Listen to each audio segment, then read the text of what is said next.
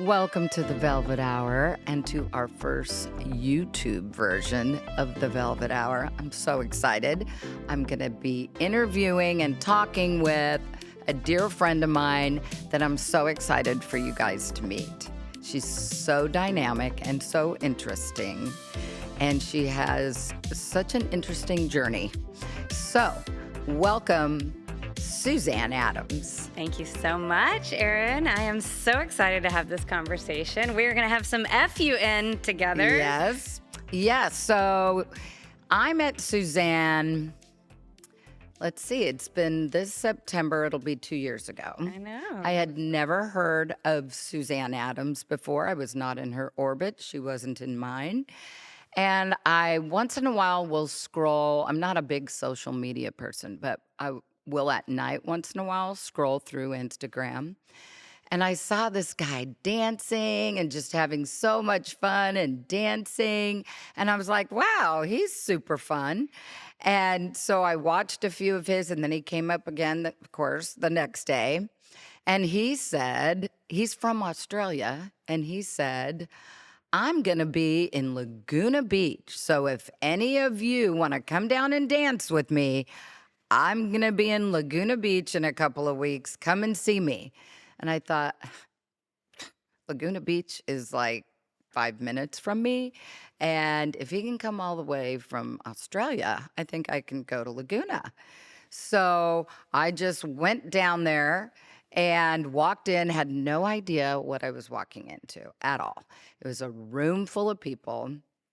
And there he was. I introduced myself.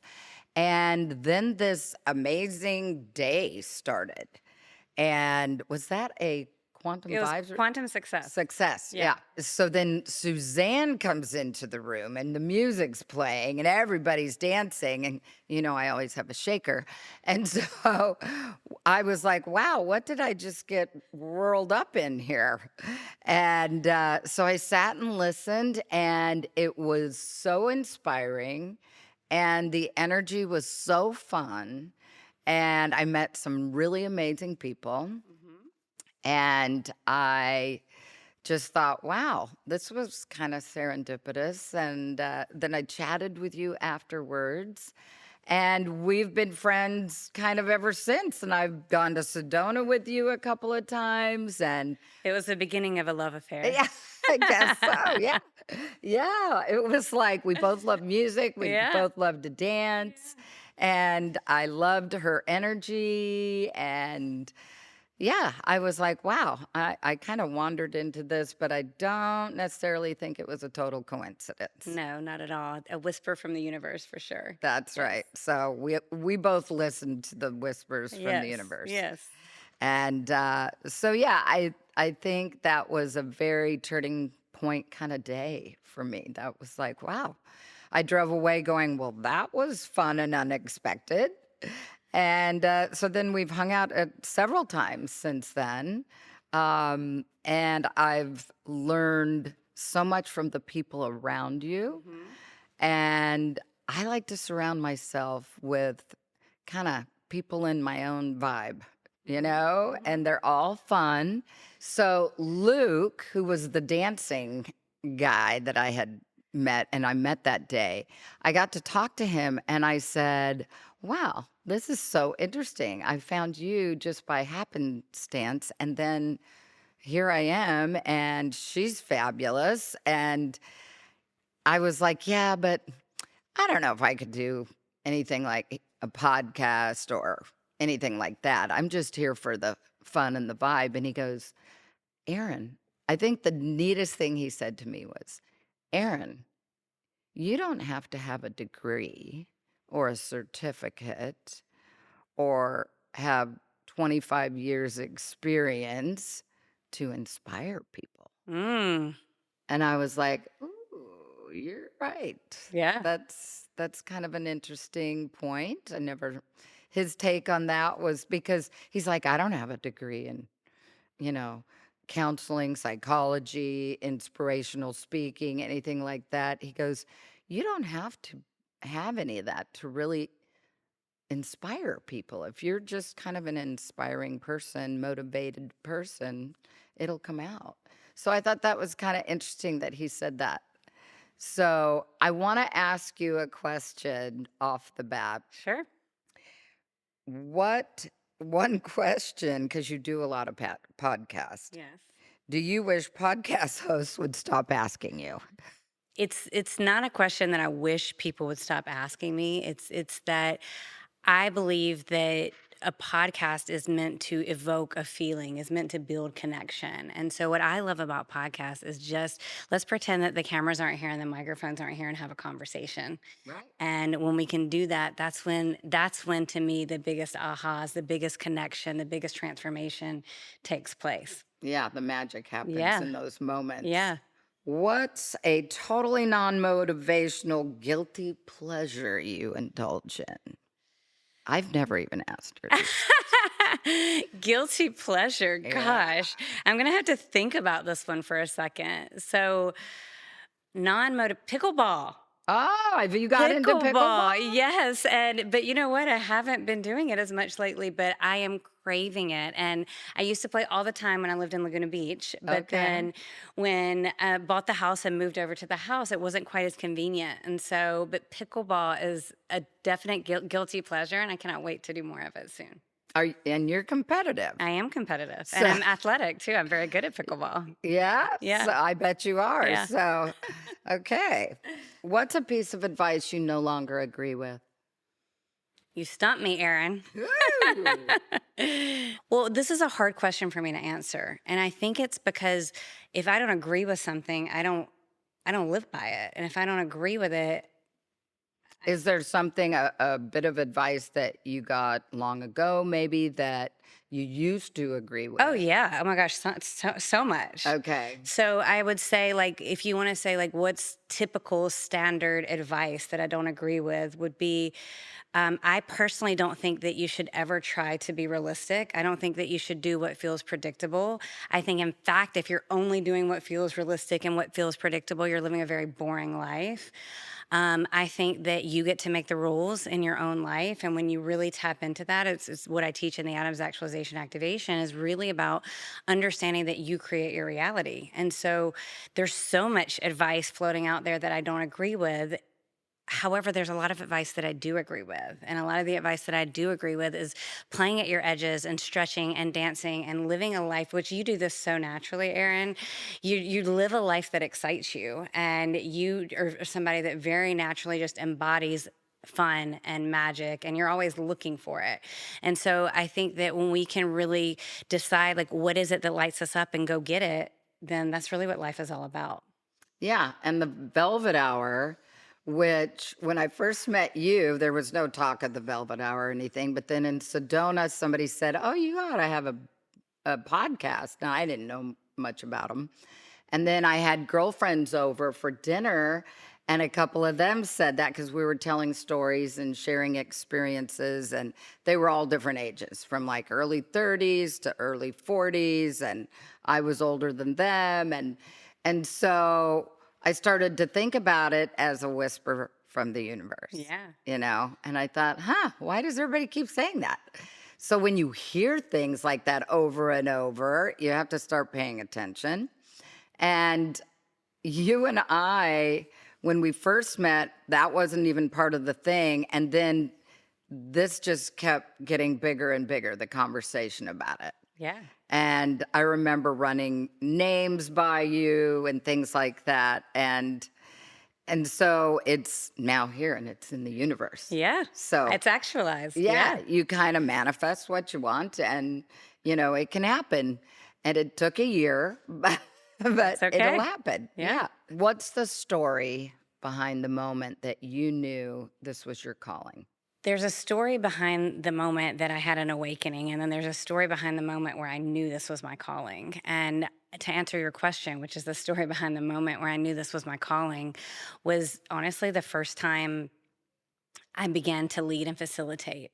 And there's a moment in time where you're doing something and you feel electric and you feel a sense of it's hard to put words to it. It's a frequency that moves through you. You know, athletes, you hear it when you're in the zone. Yeah. And for me, it's when I have a microphone and I'm speaking, I'm leading, I'm facilitating. It's like I know I'm doing the work that I was born to do. And Right. so to think about a moment in time, I think it's really just when I was not in my mind, but leading and facilitating. Now, the moment that changed everything for me was back in 2013, which you've heard the story so many times, my 459 moment, my quantum moment.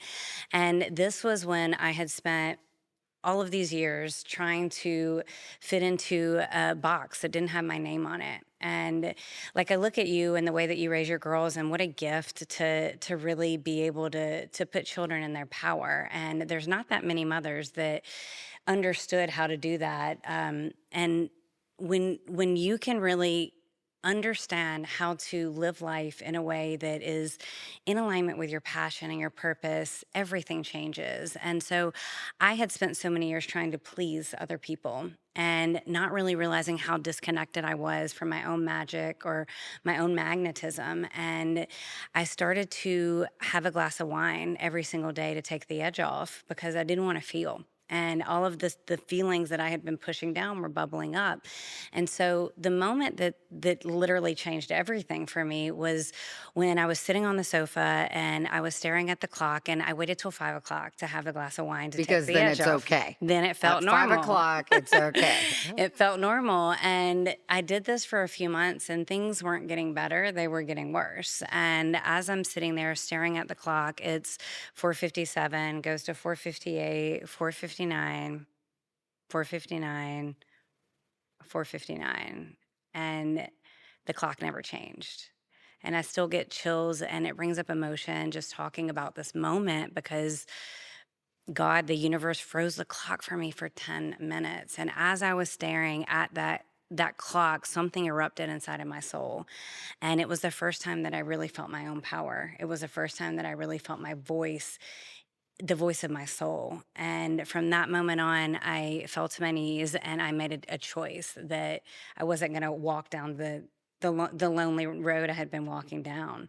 And so from that moment, I began to view things differently. I began to learn about energy and magnetism and life purpose and quantum physics. You went to And lots of retreats yes, and yes. attended a lot of things and read a lot of books, just had the curiosity to expand. It was more than curiosity, though. It was a hunger. Yeah. It was a hunger and an activation of like, what else is there to life? Like, what's the other path for Yeah. me?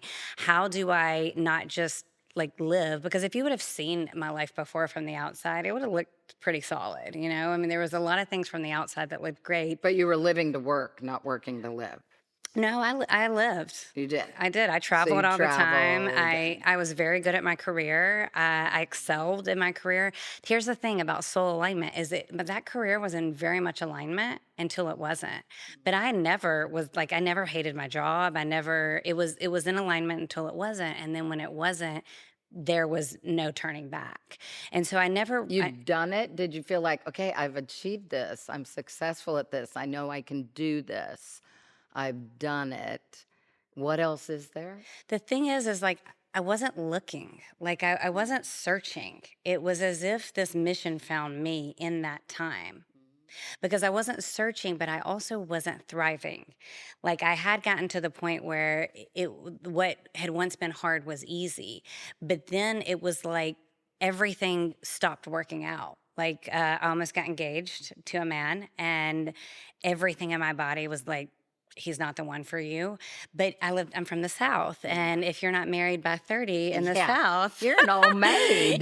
what is wrong with you? You're pretty. Like people would normally say that to me. Like somebody said that to me one time, like, you're pretty. What's wrong with you? What's wrong with you? And I was like, excuse that me. crazy? Yeah. And so it was this like, this, I had to break free from societal norms. Yeah. And it was a bit of a struggle because there wasn't too much of that around me. And so there was that. There was the job that had lit me up no longer was lighting me up. And all of the sudden, like I can't even put to words what happened. I just felt so disconnected.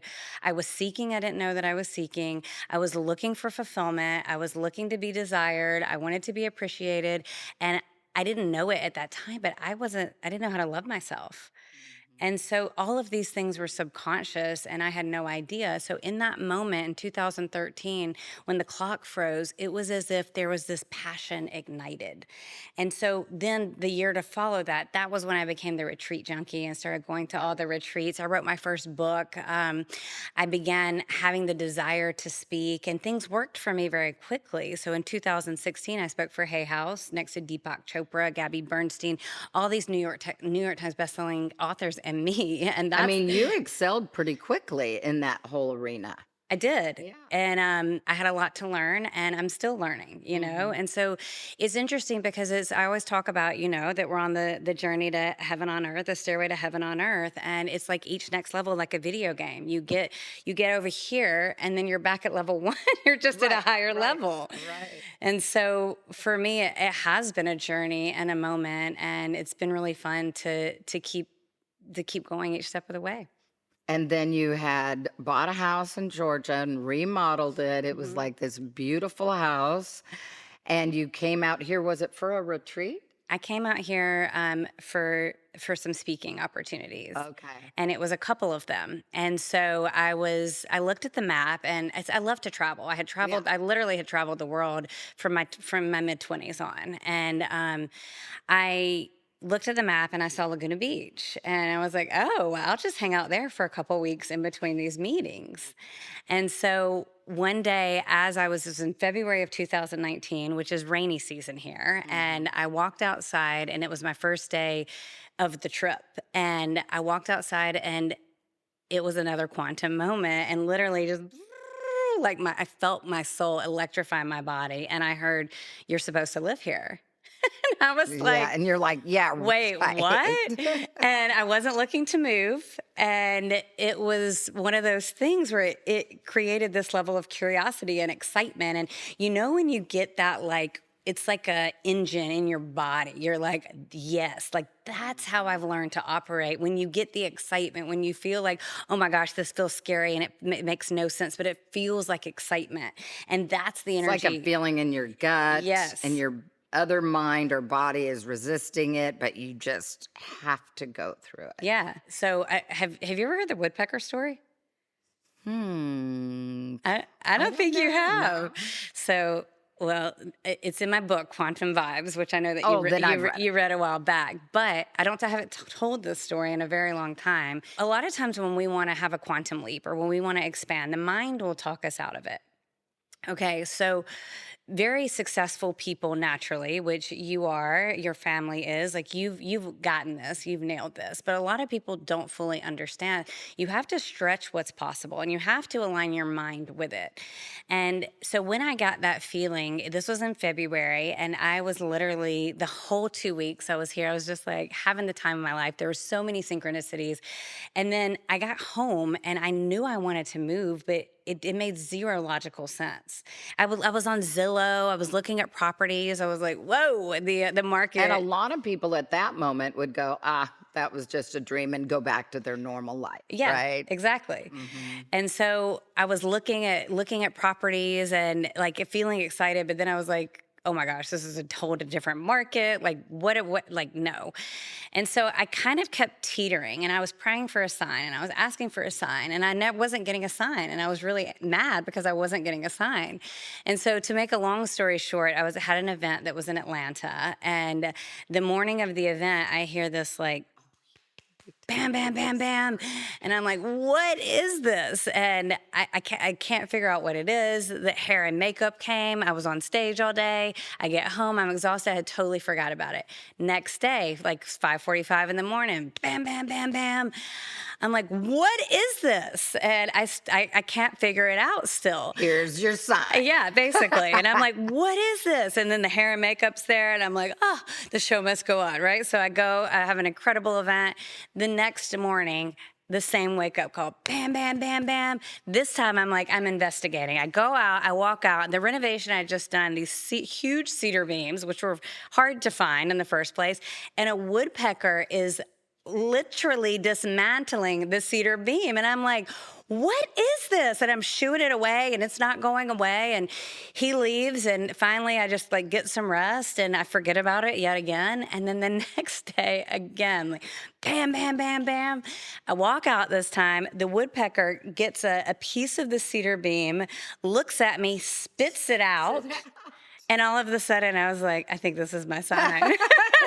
And so I Googled what is the spiritual significance of a woodpecker? And it said, success is inevitable. Make the move. Like I'm paraphrasing, but it was basically like make this move and you're going to get everything you've ever wanted. Wow. And he And was like literally dismantling your foundation yes, in Georgia. yes. And you know what the cool thing is he never came back. Oh. Like we didn't do anything differently. They were like, but the woodpecker never came back. And so in that moment, I said, all right, this is what I'm going to do. And that summer I was speaking in Europe for Mind Valley. I was traveling quite a bit. So that was in, I think, June, maybe. It was in May or June. And August was the first time that I could step away. So I was like, August is the move date. I got my house ready to rent. I booked a one-way ticket, got 3 suitcases. I A had no one-way idea. ticket says something. It was fun, yes. And so here we are. I think those little moments can go by so fast and people don't even recognize them Yeah, or see them. you're or right. Or hear don't have them. the courage to follow through. Or they're just not aware. Right. I think awareness is so, so key because, like, my husband and I will even go out on a walk, right? And I'm looking at everything, like, oh my God, look at that flower. Oh my God, look at that little bird or this or that. And he's walking. And I think awareness, I try to get him to go, oh, be aware of this, be aware of this, Right. be Well, aware part of of that may be a little bit feminine to the masculine too. Absolutely, Yeah. absolutely. Yeah. I think you can learn from each other Uh-huh. about that when you're in a relationship.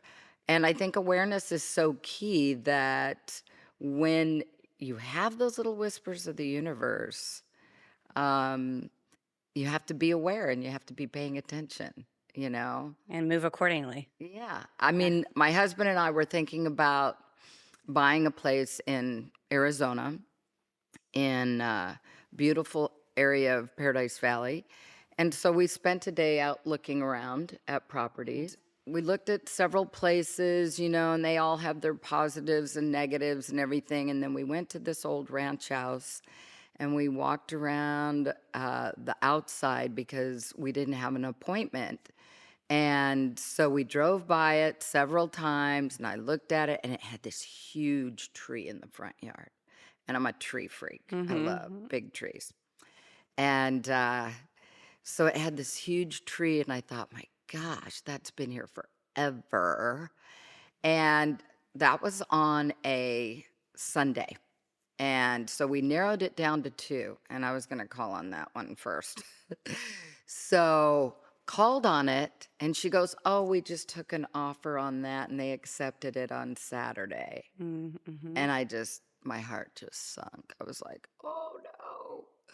So I was like, okay, but I'm not giving up because I know it has to go through due diligence and inspections, and there's a 30-day close, and things can happen. Things have fallen through before. So I just kept in touch. The real estate agent was like, would you like me to show you some other places? And I'm like, no, not yet, no. So I go online and I'm watching the video, the virtual tour through that house.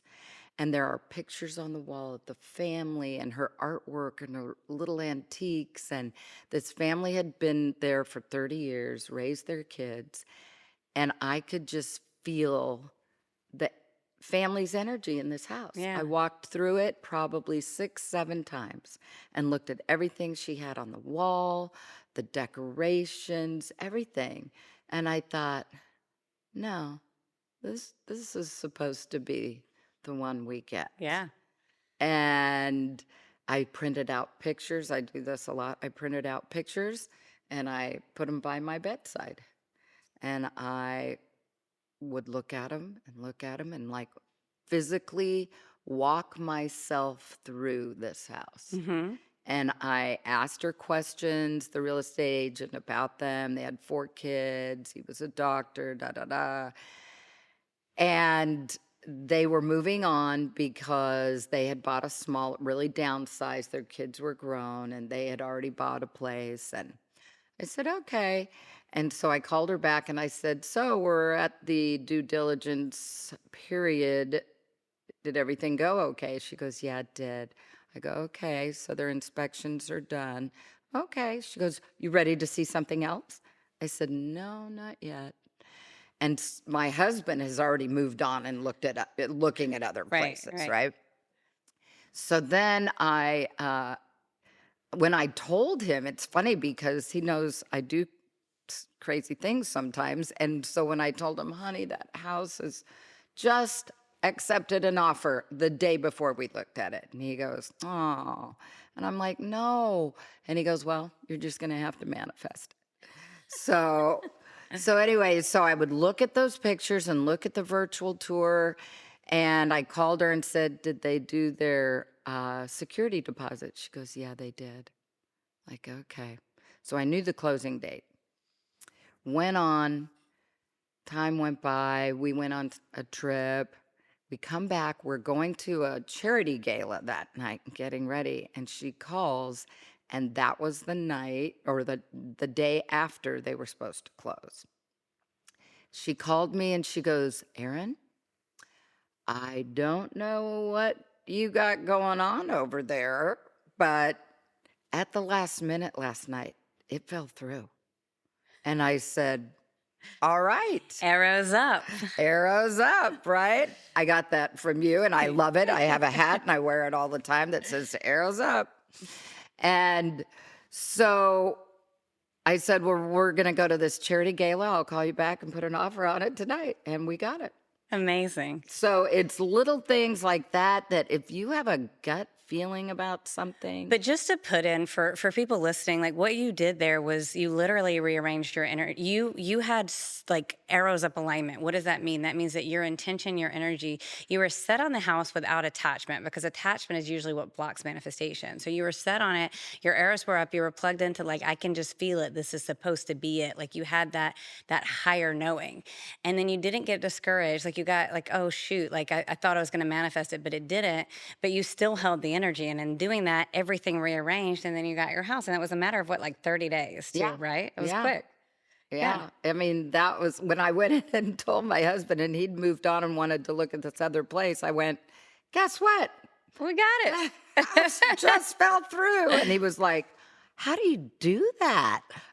And I'm like, I don't know. So little things like that, like when my daughter wanted to go to a creative writing course in Oxford, and I said, then do it. And that she had to be accepted, and they had a lot of applicants. And so I got online, and she's blonde and had a black backpack. And I found a picture of a girl walking around Oxford with blonde hair from the back with a black backpack, printed it out and put it on her bathroom mirror. And kids at Oxford, I said, now you look at those every day and you see that as you. That's you. That's you. And we got a call at 7 a.m. one morning. I'd like to speak to someone who is interested in the Oxford writing class. And I was like, oh my gosh. So I'm running into her, and she got it.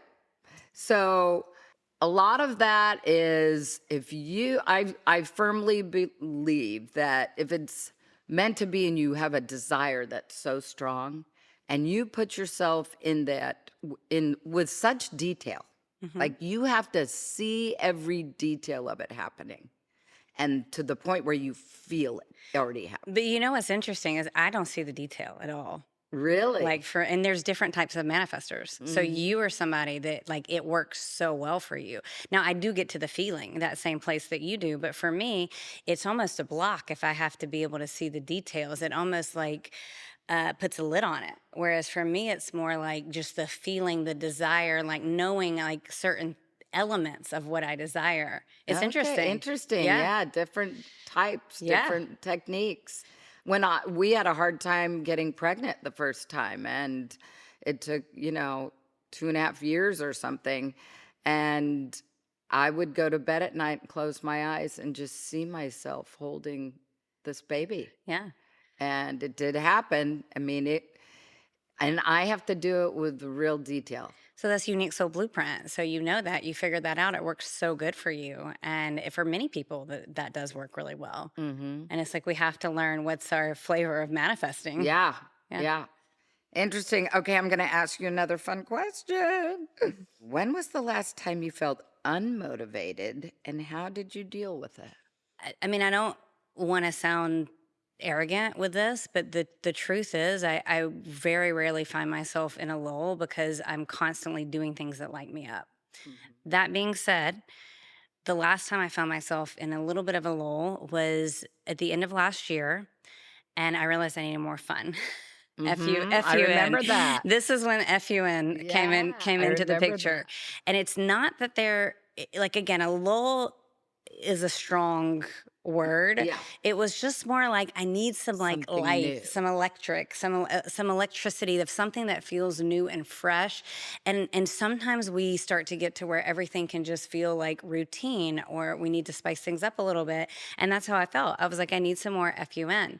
And so I set that intention. And as you know, it's come into my business and my Yeah. work and the retreats and really just inspiring others to have FUN. And so Bryce and I would be at home and he'd say, hey, do you want to go do this? And I'd say, is that FUN? Or what can we do for some FUN this weekend? And so really just kind of the intentionality of setting the intention to create more fun, setting the intention to tap into a new level of possibility where things can feel mundane. And that really shifted and elevated. And then from a business perspective, I think the reason I don't get in a lull that much is because I'm constantly innovating and I'm constantly evolving. Mhm. And so I think when you're status quo and you're not evolving, you're not elevating, you're just staying in what you know, you're staying in what feels predictable, that's where you start to get in a lull. So Mhm. if anybody's feeling unmotivated, you just need to shake things up and start to create that level of excitement. What can I do that's unpredictable? What can I do that would bring some FUN? And what can I do that like would make me feel alive? And I live by those concepts quite a bit. And it's really brought a lot of fulfillment and connection into my life. But even then, you still sometimes have to really bring back the FUN. Yeah, and sometimes you have to shake yourself. Hmm. You just have to shake yourself, wake yourself up and go, Yeah. okay, Yeah. I've been doing it this way too long, so let's mix it up. Yes, absolutely. Yeah. If your life was a movie, Hmm. and it can't be Girl Awakened, she has another book called Girl Awakened that Which will be a will be movie. a movie someday. Yes. Yes. But if your life were a movie, what would the title be and who would play you? See, this is such an unfair question because I literally have a book that is almost about me that will be a movie. So, if my life would be a movie, what would be the title? Yeah, besides Girl Besides Awake. Girl Awakened, because that is very fitting, I would say something around dancing on the ceiling of infinite possibilities. Because I think that's a motto that Dancing on the Ceiling. yeah, dancing on That's the a great ceiling. title. But it's got to be of infinite possibilities because the ceiling's always raising and it's always shifting and it's always changing. And so, of infinite possibilities, if you really think about energy and understanding that we all have a Wi Fi signal and understanding that we're made up of atoms that are energy, just the way that the moon affects the ocean, we Mhm. have a lot of energy, water in our bodies. Well, And isn't it interesting? People have no problem believing in Wi Fi that you can't see, yeah, exactly. but they don't convey that same energy to themselves, right? Yeah. To their mind, body, but we believe and operate on invisible energy all day long. All day long with the radio, with the TV, Yeah. with Wi-Fi, and we're walking, breathing Wi-Fi signals, except for we're just sending a signal to the quantum field. And it's either you plug into possibility or you plug into something different. And if you're experiencing something different, it feels a lot harder to think about plugging into possibility. This one I think I know the answer to, but what song instantly makes you feel like you can take on the world?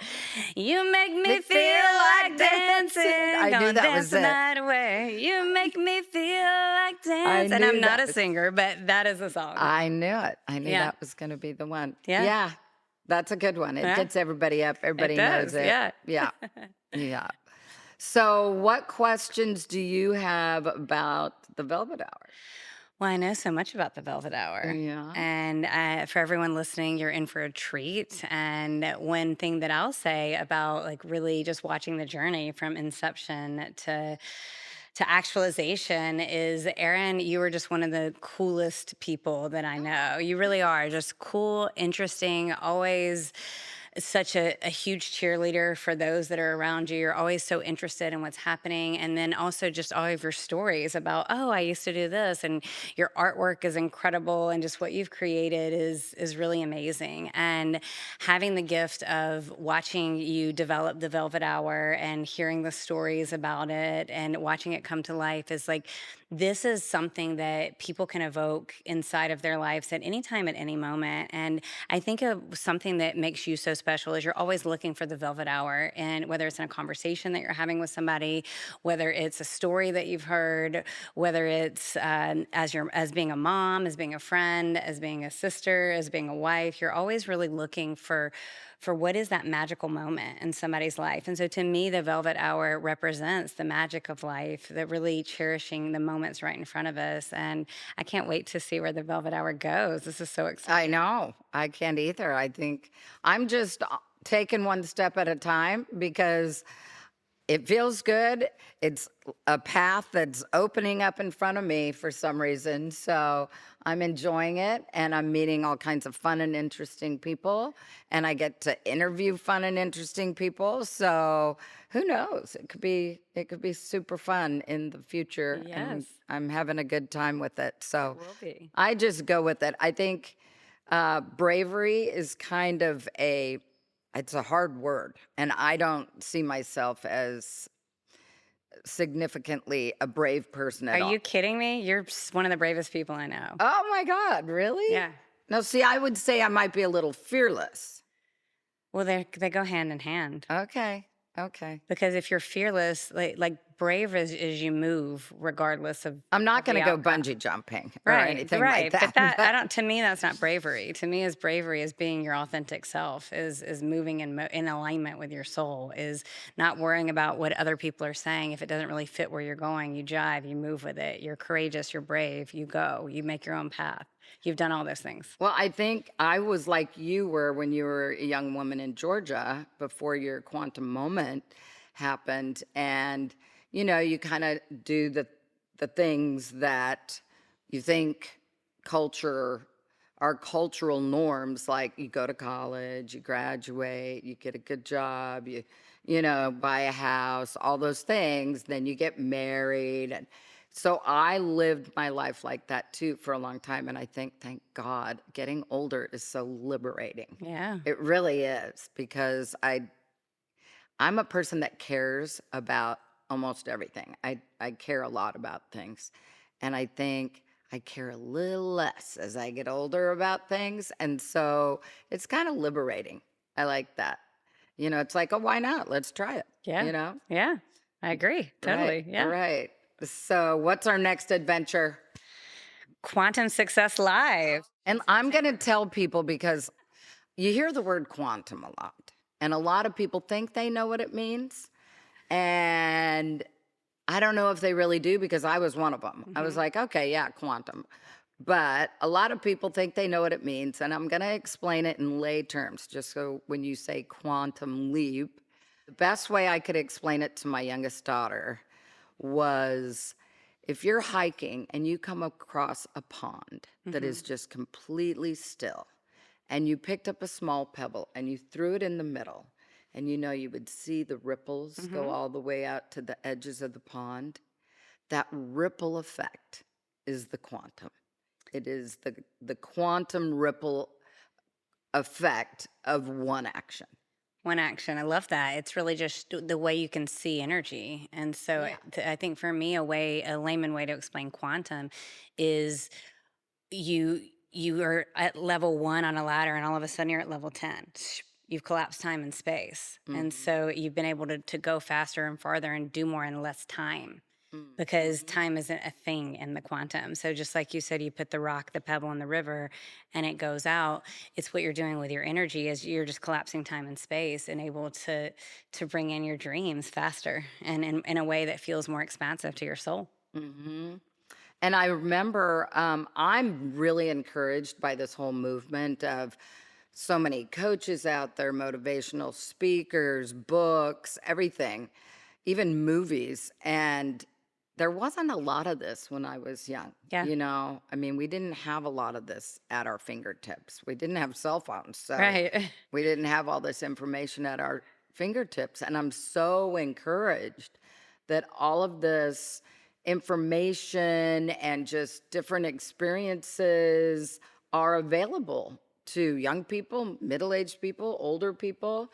And I'm really encouraged that because of that, a lot of people might try and do things they wouldn't have normally done a long time ago. That's the whole idea. It's the 5 minute mile, right? So, the story is everybody was trying to break the 5 minute Right. mile. No one could do it. Somebody did it. And then 2 weeks later, 10 people did it. Yeah. So it's just Yeah. like that with what's possible for brands and for really anybody that wants to do something unique and different. And so Mhm. it's so exciting. And it's not, to your point, it's not just for young people. It's No. for Look at anybody. me. I mean, I'm starting a podcast at my age, and my kids are in college. Well, it's incredible. And the thing is like we're all being called to come into more alignment with our purpose and passion and elevate the world in the way that suits our needs and our calling. And so it doesn't matter what age. It's really just understanding that today is the youngest you're ever going to be, that there That's is right.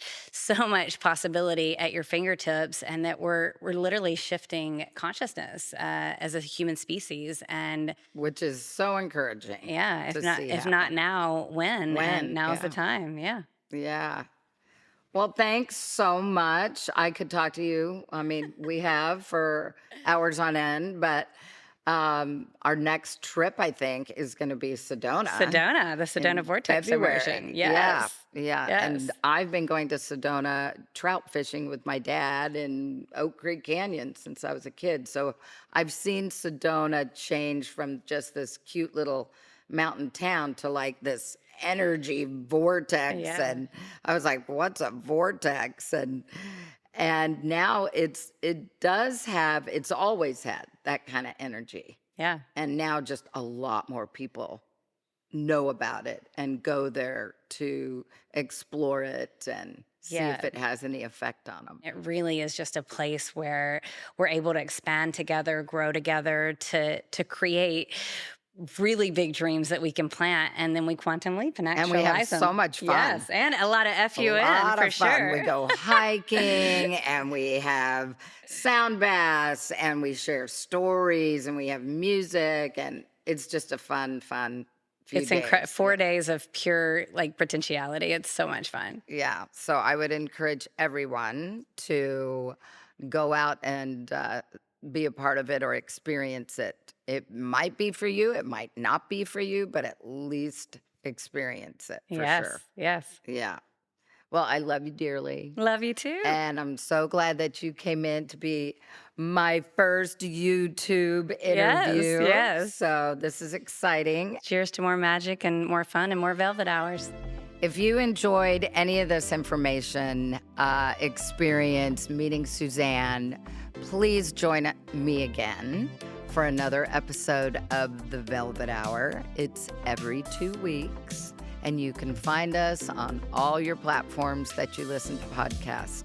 So I want to tell you that we're here to listen. I want this to be interactive, so email me, send me a direct message. Tell me what you thought. Tell me what you want to hear about. I would love to hear from all of you. And thanks so much. I will see you in the next episode. So raise your glass and cheers to your Velvet Hour.